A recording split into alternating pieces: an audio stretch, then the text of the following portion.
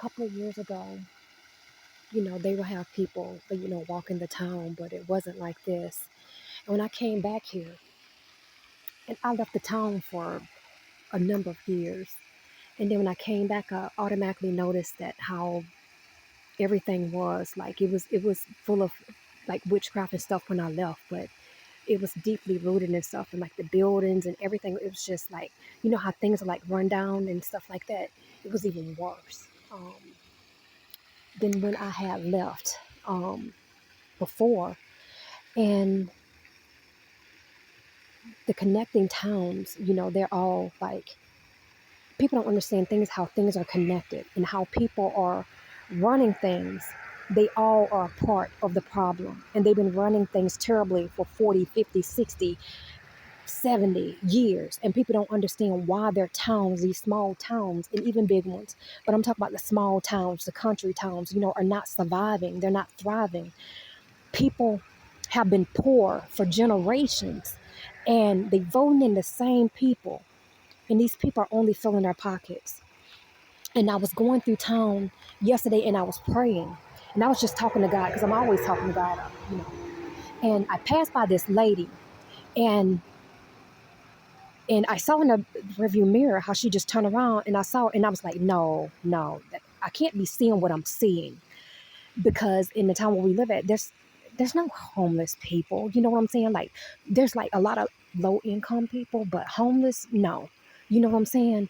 And I was just staring in the rearview mirror, and how people turn around and they be looking at you, and it was like that, like we were both staring at each other, and I was like, no, there is no way.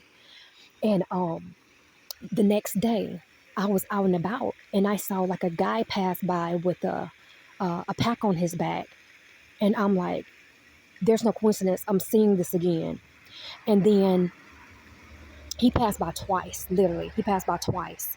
And then I saw, when I was leaving out, I saw a man going down the highway with a freaking buggy, and I knew. That's three. All those are confirmation. I mean, I didn't have to have three, but seeing somebody going on, and I've never seen that before, coming from a small town, any small town. But when you go to the cities, you see it. Of course, you see it in the cities. But I just started crying, because I'm like, there is no way, even in small towns, that people have to should suffer like that. I don't even know these people. Granted, they're from the small town, but I don't know them.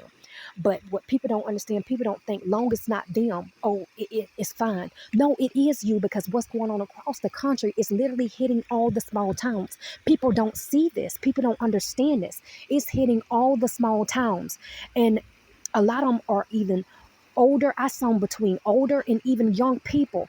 And you can look even online where people are literally losing everything. I mean, they think it's a joke, and they make jokes, and they be like, you better be glad that you have somewhere to stay. But they keep on upping the prices on stuff. You won't have nowhere to stay.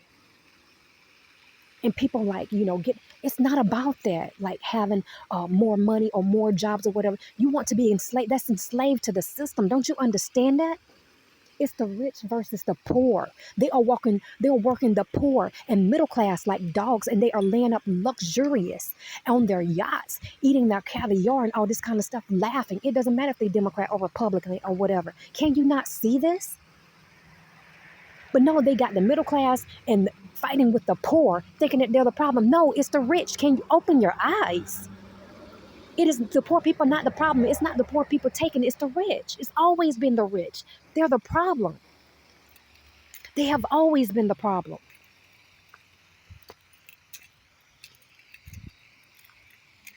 The rich has always been the problem. They have always been taking from people who have lesser than it. There is no trickle down, but there is definitely a trickle up.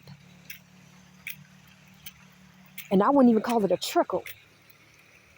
But people cannot understand that. People want to see what they want to see. And you believe the lies of the enemy. You believe the lies of the corporations. You believe the lies of all these people who you work for. But you don't want to believe anything that people are telling you, that's out here working 2, 3, 4 jobs and all this kind of stuff, trying to make ends meet. But they can barely put food on the table, can't even survive.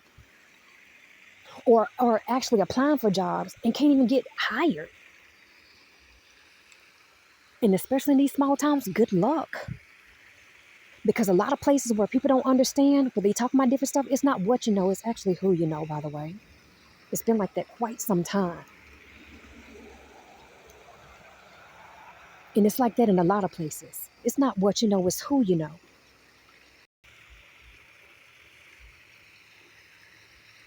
So you better open your eyes and wake up, because if you don't wake up, your family could be next. While you sitting here talking about other people that's down in the dumps, and other people have been losing everything that they own. Their families have lost everything, but you think you A-okay. You're not okay. You're not. So watch out who you're talking about.